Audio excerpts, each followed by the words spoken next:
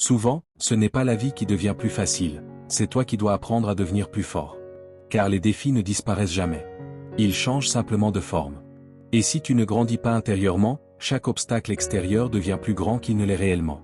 C'est précisément là que le stoïcisme prend tout son sens. Il nous apprend à distinguer ce qui dépend de nous, et ce qui n'en dépend jamais. Et dans cette séparation simple se trouve la clé de la liberté intérieure. Dans cette vidéo, tu vas découvrir comment cette philosophie peut protéger ton esprit contre les pressions du monde. Et pour cela, nous devons observer la vie d'un homme né esclave, mais devenu maître des empereurs, il s'agit d'Épictète. Son parcours montre que le stoïcisme n'est pas une théorie lointaine, mais une force réelle, capable de transformer la douleur en grandeur et l'adversité en sagesse. Épictète est né vers l'an 55 après Jésus-Christ, à Hiérapolis, dans l'actuelle Turquie. Il a grandi au milieu de la violence du règne de Néron. Son maître le traitait avec une brutalité telle qu'il lui laissa une marque physique pour toujours, une jambe boiteuse. Mais cette blessure ne l'a jamais défini. Pour lui, la véritable prison n'était pas le corps, mais l'esprit. La paix intérieure ne venait pas de ce qui nous arrive, mais de la manière dont nous choisissons d'interpréter chaque situation. Comme il le disait, les gens n'ont pas le pouvoir de te blesser. Même si tu es insulté ou agressé, c'est ton jugement sur l'événement qui crée la souffrance. Éloigne-toi, reprends-toi, et ne permets pas que ta paix dépende de cela. Épictète ne se contentait pas de le dire, il le vivait. Chaque jour était une épreuve pratique de courage, de discipline et de sérénité. Il montrait que la vraie force ne consiste pas à éviter la douleur, mais à décider comment y réagir. Jeune homme, il fut emmené à Rome pour servir Épaphrodite, secrétaire de Néron. Là, le destin commença à changer. Reconnaissant son potentiel, Épaphrodite l'envoya étudier auprès de Musonius Rufus, l'un des plus grands maîtres stoïciens de l'époque. C'est auprès de lui qu'Épictète découvrit les outils qui allaient transformer sa vie. Il comprit que la liberté ne dépendait pas de l'endroit où il vivait, mais de la manière dont il pensait. Lorsqu'il obtint enfin sa liberté, il subit un autre coup, il fut exilé de Rome. Mais, une fois encore, il transforma le malheur en opportunité. À Nicopolis, il fonda sa propre école de philosophie, où il enseignait aussi bien aux plus pauvres qu'aux empereurs. Épictète n'écrivit jamais une seule ligne. Pourtant, ses idées ont survécu grâce à son disciple Flavius Arien, qui consigna ses enseignements dans le manuel d'Épictète et dans les entretiens. Ces leçons traversèrent les siècles et arrivèrent jusqu'à Marc Aurèle, qui y trouva un guide moral pour gouverner en temps de guerre. Son héritage est clair. Le véritable bonheur, le démonia, ne naît pas de circonstances parfaites, mais de la vertu, de la maîtrise de soi et de la construction quotidienne d'un caractère solide. La force émotionnelle n'est pas quelque chose que nous recevons à la naissance. C'est quelque chose que nous bâtissons, brique après brique, choix après choix. Maintenant, imagine-toi assis dans son école, en train d'écouter Épictète parler. Imagine qu'il te regarde dans les yeux, et qu'il commence à t'enseigner. Non pas avec des promesses faciles, mais avec des vérités capables de transformer ton esprit. Numéro 1, apprends à te vaincre toi-même avant de vouloir contrôler le monde. Qui ne s'est jamais laissé dominer par une explosion de colère, par une anxiété paralysante, ou par une impulsion dont il finit par regretter les conséquences. Dans ces moments-là, on a l'impression que ce n'est plus nous qui décidons. Comme si quelque chose prenait le contrôle pendant quelques secondes. Épictète disait que le véritable pouvoir ne se trouve pas dans ce qui se passe autour de nous, mais dans la manière dont nous choisissons d'y répondre. Et ce choix, aussi petit qu'il puisse paraître, est ce qui sépare un esprit libre d'un esprit esclave de ses propres émotions. Pour lui, chaque contrariété du quotidien est un terrain d'entraînement, une opportunité de renforcer l'esprit. Il disait, commence par les petites choses. Si tu renverses un peu d'huile ou un peu de vin, tu dois te dire à toi-même que rester calme face à ces situations ordinaires est le prix à payer pour obtenir la paix intérieure. Rien dans cette vie n'est gratuit. Entre ce qui arrive et ce que nous faisons, il existe un intervalle. Et c'est précisément dans cet espace que réside notre liberté. Pense à une situation concrète. Tu es dans les embouteillages, déjà en retard, et soudain quelqu'un percute ta voiture. La colère monte immédiatement. Mais si tu respires, si tu t'observes, si tu te rappelles que l'erreur est déjà commise, alors tu gagnes un choix. Soit tu réagis avec rage et tu aggraves tout. Soit tu réponds avec calme et dignité. Ce principe s'applique à tout, une critique inattendue, un plan qui échoue, une remarque blessante qui touche ton orgueil. Le contrôle ne sera jamais chez l'autre. Il sera toujours dans la manière dont tu décides de te positionner. Épictète rappelait que nous ne pouvons pas éviter la première émotion, cette réaction automatique. Mais nous sommes totalement responsables de ce que nous en faisons. Et cela ne doit pas être vu comme un fardeau, mais comme un pouvoir. La responsabilité signifie littéralement la capacité de répondre. C'est la liberté de choisir consciemment, au lieu de réagir par impulsion. Les personnes qui développent ce contrôle de soi ne sont pas froides. Elles sont solides. Elles ne se laissent pas emporter par les émotions du moment. Elles respirent, réfléchissent, et agissent selon les valeurs qu'elles ont décidé de cultiver. Comme le disait Épictète. Ce qui compte, ce n'est pas ce qui arrive, mais la manière dont tu réagis. Quand tu maîtrises tes réponses, tu commences à vivre avec plus de clarté, plus de force intérieure et plus de légèreté. Parce que tu n'es plus à la merci de tout ce qui se passe à l'extérieur. Mais cela ne vient pas d'un coup. L'autocontrôle est comme un muscle, il se renforce progressivement. Mets-le en pratique cette semaine. Respire profondément dans une file d'attente interminable. Reste calme face à une provocation. Affronte les imprévus sans te perdre intérieurement. À chaque choix, tu te prouves que c'est possible, jusqu'au jour où tu te surprends à rester tranquille dans des situations qui auparavant te faisaient exploser. Voilà la véritable liberté stoïcienne, non pas contrôler le monde extérieur, mais décider comment vivre à l'intérieur de ce monde. Dans les prochains jours, essaie cet exercice. Quand quelque chose échappe à ton contrôle, arrête-toi un instant et demande-toi. Comment réagirait un véritable stoïcien face à cela? Et tu verras que ce n'est pas le monde qui change. C'est toi. Plus centré, plus fort, plus libre. Avant de passer à la prochaine leçon, je te demande juste une chose. Mets un like, partage et abonne-toi, afin que ce message puisse toucher davantage de personnes qui cherchent elles aussi de la clarté. Numéro 2, commence à regarder à l'intérieur de toi. Parfois, tu as l'impression d'être prêt à tout changer. Quitter ton travail? Mettre fin à une relation? Déménager dans une autre ville? Recommencer à zéro? Commencer quelque chose de nouveau? L'envie est si forte que tu crois que le simple fait d'agir suffira à améliorer ta vie. Mais au fond, il y a aussi un doute. Une incertitude silencieuse qui te murmure. Suis-je vraiment prêt? C'est là qu'intervient la leçon d'Épictète. Il enseignait qu'avant tout mouvement vers l'extérieur, il faut d'abord regarder à l'intérieur de soi. Non pas pour te critiquer, te punir ou te faire honte, mais pour te voir avec sincérité. Reconnaître tes forces. Admettre ce que tu dois encore ajuster. Comprendre ce dont tu as réellement besoin pour franchir la prochaine étape avec sécurité et conscience. Quand nous ignorons cela, nous agissons par impulsion. Et l'impulsion, sans préparation, peut nous conduire à des décisions qui blessent davantage qu'elles ne libèrent. Imagine quelqu'un qui décide de déménager dans une autre ville en cherchant un nouveau départ. L'idée semble parfaite. Mais sans évaluer ses finances, son état émotionnel, ou le soutien qu'il aura sur place, cette décision peut vite se transformer en solitude, en dette, en frustration, simplement parce qu'il lui manquait une préparation intérieure. Épictète disait, face à chaque événement, souviens-toi de regarder en toi-même et de te demander quelles ressources tu possèdes pour y faire face. Sois sincère avec toi-même. Évalue clairement tes forces et tes faiblesses. Cette question n'est pas un frein. C'est un guide. Elle n'est pas là pour t'arrêter, mais pour te préparer. L'auto-évaluation n'est pas une limitation, c'est une preuve de maturité. C'est comme vérifier ton équipement avant d'escalader une montagne. Tu ne le fais pas par peur, mais parce que tu veux atteindre le sommet avec solidité. Pense aussi à quelqu'un qui entre dans une relation sérieuse alors qu'il porte encore des blessures du passé, des attentes irréalistes ou des insécurités non résolues. Il est presque certain que cette relation répétera les mêmes schémas. Non pas par méchanceté, mais par manque de conscience. Et cela vaut aussi pour les grands changements, ouvrir une entreprise, changer de carrière, relever un nouveau défi. L'émotion est une bonne chose.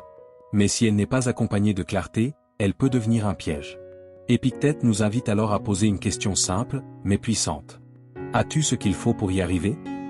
Si la réponse est oui, avance avec courage. Si la réponse est non, ce n'est pas une faiblesse. C'est de la sagesse. C'est une invitation à mieux te préparer, pas à abandonner.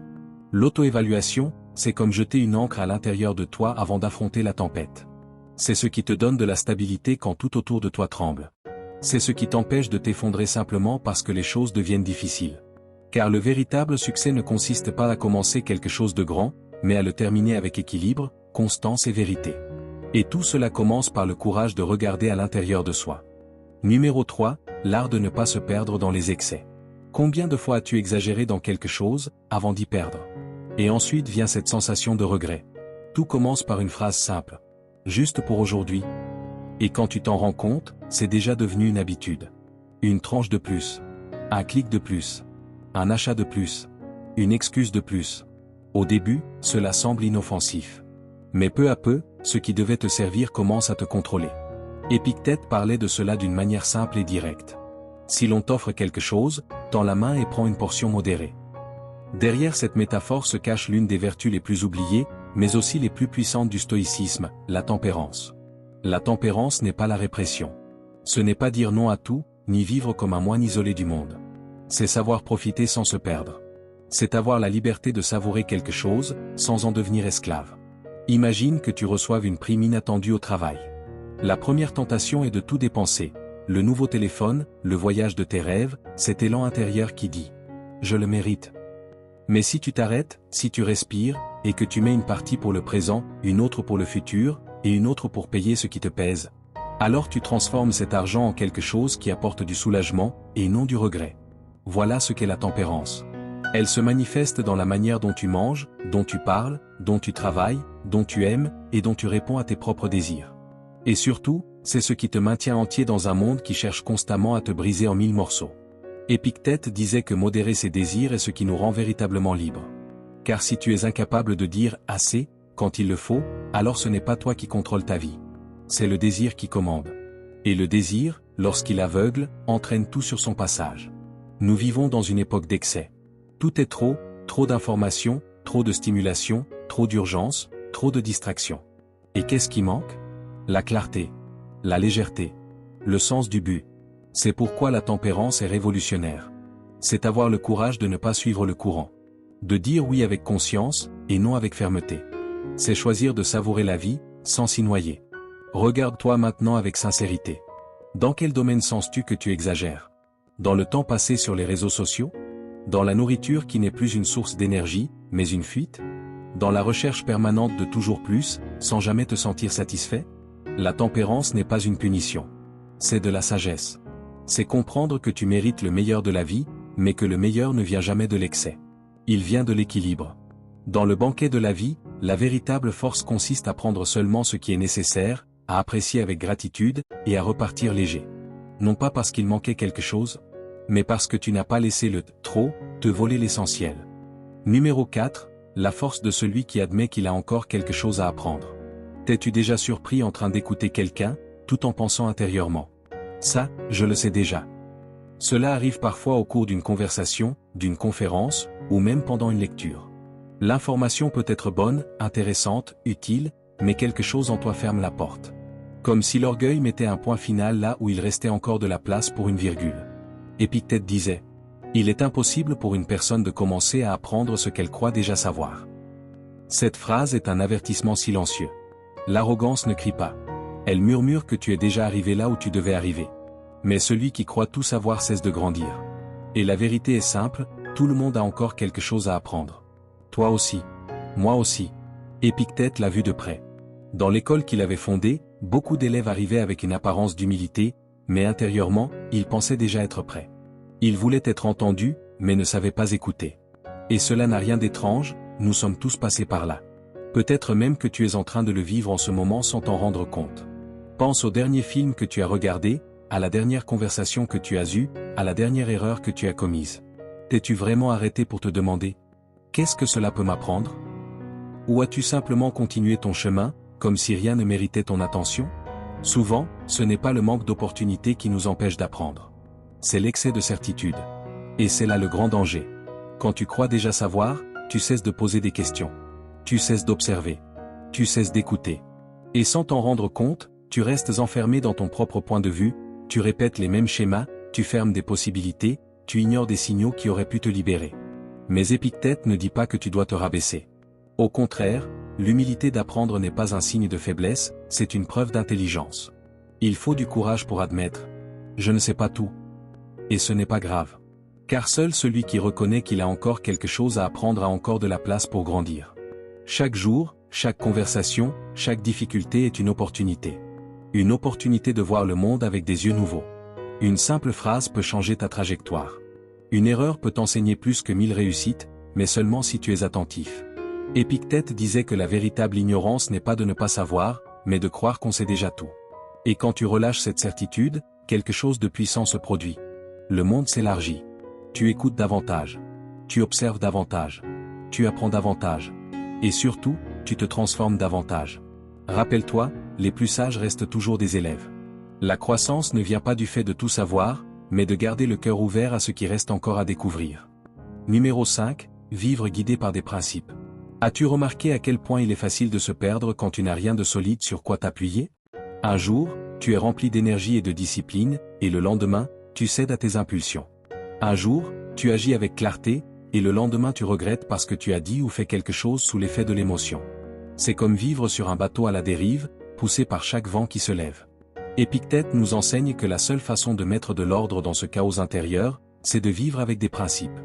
Il disait, « Quelle que soit la règle morale que tu t'es fixée, tu dois la respecter comme si c'était une loi. Comme si tu commettais un sacrilège en la violant. » Les principes ne sont pas de belles phrases à répéter. Ce sont des engagements profonds, qui servent de boussole au milieu du désordre. Et ils sont mis à l'épreuve précisément au moment où il serait le plus facile de les ignorer. Pense à l'honnêteté. Si tu fais une erreur au travail et que tu as la possibilité de la cacher pour éviter des problèmes, ton premier réflexe est de te taire. Mais si l'honnêteté est un principe, tu choisis d'assumer ta responsabilité, même en sachant que cela peut te compliquer la vie. Et ce choix ne renforce pas seulement la confiance des autres en toi, il renforce surtout la confiance que tu as en toi-même. Ou pense à la compassion. Dire qu'il faut respecter les autres est facile. Mais quand quelqu'un te traite mal, cela devient difficile. La réaction automatique est de rendre le coup. Mais si la compassion est un principe, tu respires. Tu comprends que le problème n'est peut-être pas toi. Et tu réponds sans perdre ton calme. Est-ce difficile? Oui. Mais c'est exactement cela qui révèle qui tu es réellement. Les principes ne sont pas ce que tu dis valoriser. Ce sont ce que tu fais quand tu es mis à l'épreuve.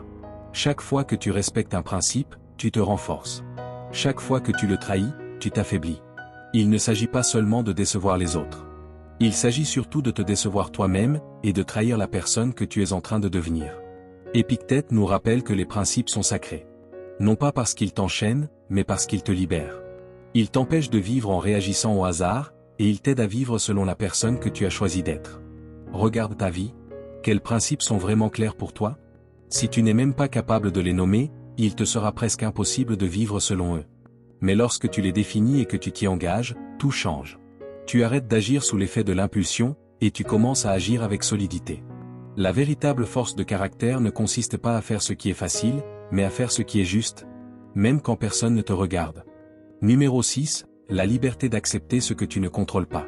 Combien de fois as-tu perdu ta liberté, en refusant d'accepter ce que tu ne contrôles pas? Combien de nuits entières as-tu sacrifié à essayer de changer quelque chose qui n'a jamais été entre tes mains? Un commentaire qui t'a blessé. Une personne qui ne t'a pas répondu comme tu l'espérais. Une situation injuste. Tu t'épuises, tu insistes, tu souffres, et au final, rien ne change. Il ne reste que le poids de la fatigue. Épictète nous a donné la clé pour briser ce cercle.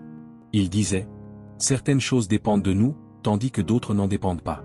Ce qui dépend de nous, ce sont nos opinions, nos désirs, nos choix, nos aversions, tout ce qui résulte de nos actions. Ce qui ne dépend pas de nous, ce sont des choses comme le corps que nous avons, la condition dans laquelle nous sommes nés, ou la manière dont les autres nous perçoivent. » Cela semble évident. Mais c'est justement cette distinction qui sépare la paix de la frustration, la clarté de l'illusion de vouloir contrôler l'impossible. Pense à une relation. Tu aimerais que l'autre personne soit plus attentionnée, plus affectueuse, plus présente. Tu parles, tu réclames, tu insistes, mais rien ne change. Et la vérité, c'est que plus tu cherches à contrôler, plus la frustration grandit. Maintenant, imagine changer ton approche. Au lieu de gaspiller ton énergie à vouloir façonner l'autre, tu améliores ta communication. Tu définis des limites claires. Tu décides ce que tu es prêt à accepter, et ce que tu refuses. Et soudain, tu te libères. Soit la relation s'améliore, soit tu obtiens la clarté nécessaire pour comprendre qu'il est temps de prendre un autre chemin. Cela s'applique à tous les domaines de ta vie. Accepte ce qui ne dépend pas de toi, et commence à te concentrer sur ce qui est réellement à ta portée. La dichotomie du contrôle ne signifie pas être passif. C'est exactement l'inverse. C'est agir avec intelligence, en mettant ton énergie uniquement sur ce qui est dans ton domaine. C'est arrêter d'essayer d'attraper le vent avec les mains, et apprendre plutôt à ajuster les voiles pour avancer avec lui. Épictète enseignait que la véritable liberté ne consiste pas à dominer le monde, mais à se dominer soi-même. Lorsque tu cesses de lutter contre l'inévitable et que tu mets ta force dans ce qui dépend réellement de toi, tout change. Alors regarde ta vie maintenant. Dans quel domaine as-tu gaspillé ton énergie à vouloir changer l'immuable? Et à quoi ressemblerait ta vie si tu redirigeais cet effort pour renforcer ce qui est entièrement entre tes mains? La force émotionnelle que tu cherches est déjà en toi. Elle l'a toujours été. Tu dois seulement apprendre à l'utiliser au bon endroit. Numéro 7, le choix entre désirer et être heureux. Combien de fois t'es-tu dit « Je serai heureux quand ?» Quand j'aurai ce travail. Quand j'aurai perdu du poids. Quand j'aurai une relation. Quand je gagnerai plus d'argent. Cette pensée semble inoffensive, mais c'est un piège. C'est comme courir après un mirage dans le désert. Plus tu avances, plus il paraît s'éloigner. Et pendant ce temps, le présent s'échappe, il glisse entre tes doigts. Épictète allait droit au but. Il est totalement impossible de lier le bonheur à un désir de ce que nous n'avons pas. Il disait aussi: le bonheur possède tout ce qu'il veut, et comme ceux qui sont bien nourris, il ne devrait avoir ni faim ni soif. Ce qu'il voulait dire est simple. Tu ne peux pas être heureux si tu conditionnes ta paix intérieure à quelque chose qui n'existe pas encore. Le désir constant et le bonheur véritable ne peuvent pas marcher ensemble. Le désir ouvre un vide. Alors que le bonheur se construit sur la gratitude. Réfléchis un instant. Combien de choses as-tu déjà obtenues et que, dans le passé, tu pensais capable de tout changer? Un nouveau travail. Un téléphone. Un voyage. Une réussite qui semblait être la clé du bonheur. Tu l'as célébré un moment, puis très vite, un autre désir a pris sa place. C'est la nature du désir, il ne se rassasie jamais. Et c'est là que réside la sagesse d'Épictète. Le bonheur n'est pas dans le futur. Il est dans l'instant présent. Il est dans ce que tu as déjà, dans ce que tu es déjà, dans les personnes et les opportunités qui font déjà partie de ta vie. Cela ne signifie pas renoncer à tes rêves. Cela signifie changer ta manière d'avancer vers eux.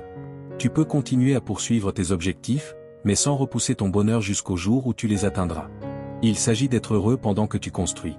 Regarde autour de toi maintenant, ta santé, les personnes qui t'accompagnent, le simple fait d'être vivant et d'entendre ces mots. Tout cela est déjà une richesse. Et apprendre à le reconnaître, c'est ce qui te libère de l'esclavage du désir incessant. Épictète nous rappelle que le bonheur est déjà là. Comme un plat servi devant toi. Tu peux rester à attendre un autre banquet qui ne viendra peut-être jamais. Ou tu peux choisir de savourer ce qui est déjà présent. La décision t'appartient. Continuer à courir derrière un mirage. Ou t'arrêter, et boire à la source qui existe déjà en toi. Numéro 8, ne vis pas pour l'approbation des autres. Épictète disait que celui qui recherche le bonheur ne vit pas dépendant de l'approbation d'autrui. Et c'est exactement ce qui se produit lorsque tu mets ta valeur entre les mains des autres. Car si chaque compliment te fait monter, et que chaque critique te détruit, alors tu ne vis pas comme le maître de toi-même, mais comme l'otage de l'opinion des gens. Et la vérité est dure. Les autres ne seront pas toujours d'accord avec toi. Ils ne reconnaîtront pas toujours tes efforts. Et bien souvent, ils ne remarqueront même pas tout ce que tu fais. Mais le vrai mérite ne se trouve pas dans le regard extérieur. Il naît dans le silence, quand tu décides de grandir même sans applaudissements, quand tu restes ferme même sans témoin, quand tu te donnes à fond parce que tu sais que c'est juste, et non parce que quelqu'un te regarde. Réfléchis à ceci. Si demain, plus personne ne te félicitait, continuerais-tu à faire ce que tu fais? La réponse révèle si ta force vient de l'intérieur, ou si elle dépend encore de la validation extérieure. Se comparer, chercher l'approbation, se mesurer aux autres. Tout cela te vole ton énergie, parce que cela t'éloigne de la seule mesure qui compte vraiment, ta propre vérité. La satisfaction réelle naît de l'authenticité. Tu n'as pas besoin d'être parfait. Tu as besoin d'être intègre. Tu n'as pas besoin d'être meilleur que les autres. Tu as besoin d'être meilleur que la personne que tu étais hier. Alors protège ton pouvoir intérieur. Construis une vie qui ait du sens pour toi, une vie qui reflète tes valeurs. Entoure-toi de personnes qui t'inspirent à grandir, pas d'un public qui applaudit seulement quand cela l'arrange. Dans les prochains jours, chaque fois que tu sentiras le besoin d'être approuvé, arrête-toi un instant et demande-toi. Est-ce que je fais cela parce que c'est juste pour moi, ou seulement pour être accepté? Cette réponse peut changer la direction de tes décisions. La force émotionnelle naît au moment où tu comprends ceci. Ta valeur ne dépend de personne d'autre. Elle dépend uniquement de toi. Numéro 9, déclare qui tu veux devenir. T'es-tu déjà arrêté pour te demander « Qui est-ce que je veux vraiment être ?» Pas ce que les autres attendent de toi. Pas ce qui paraît le plus facile, le plus acceptable ou le plus pratique. Mais qui, au fond de toi, tu désires réellement devenir. Épictète nous invite à affronter cette question avec courage. Il disait « Dis-toi d'abord quel type de personne tu veux être, puis fais ce que tu dois faire. » C'est simple, mais profondément puissant. Car si tu ne sais pas où tu vas, n'importe quel chemin semble convenir. Et quand tu vis ainsi, tu finis par gaspiller ton temps, ton énergie et ta vie dans des choses qui n'ont rien à voir avec ce que tu es vraiment. Alors sois honnête avec toi-même. Qu'est-ce qui fait battre ton cœur plus vite? Pourquoi te lèverais-tu chaque matin? Est-ce le courage? L'honnêteté? La discipline? La sagesse? Ces réponses sont le début de tout. Ce sont elles qui dessinent la carte d'une vie remplie de sens. Mais Épictète nous avertit aussi. Déclarer n'est que la première étape. Si tu dis vouloir être discipliné, mais que tu ne respectes pas tes propres promesses, tu restes au même endroit. Si tu veux être plus bienveillant, mais que tu n'agis avec bonté que lorsque tout est facile, alors tu n'as pas encore compris le véritable sens de la vertu. Si tu veux réussir financièrement, il ne suffit pas de le souhaiter. Il faut apprendre, s'organiser, et prendre des décisions conscientes. Car ce que tu es ne se mesure pas à ce que tu dis, mais à ce que tu fais, encore et encore. C'est comme un archer. À chaque flèche, il rate parfois. Il ajuste sa visée, il recommence, et peu à peu, il se rapproche de la cible. Toi aussi, tu vas échouer. Tu vas recommencer. Tu vas te corriger. Mais chaque tentative fait partie de la construction. Car ce n'est pas une grande décision qui transforme une vie. Ce sont les petites décisions quotidiennes. Et c'est là que se trouve la vraie force. Comprendre que chaque action peut soit te rapprocher, soit t'éloigner de la personne que tu veux devenir. Vivre avec un but, ce n'est pas attendre des conditions parfaites. C'est choisir, ici et maintenant, d'aligner tes comportements avec ce que tu valorises. Avoir des principes est essentiel, mais cela n'a de sens que si tu les pratiques. Désirer est facile. Mais agir avec constance, c'est cela qui construit réellement ton caractère. Alors demande-toi, qui est-ce que je décide d'être à partir d'aujourd'hui? Pas demain. Pas quand tout ira mieux. Aujourd'hui. Car comme le disait Épictète, une vie pleine de sens est un choix quotidien. Et à chaque pas, tu as l'opportunité de devenir exactement la personne que tu rêves d'être. Merci d'être arrivé jusqu'ici. Si cette vidéo t'a aidé à voir les choses sous un autre angle, je t'invite à t'abonner à la chaîne. Ici, nous continuons ensemble à réfléchir, à grandir, et à construire une force intérieure.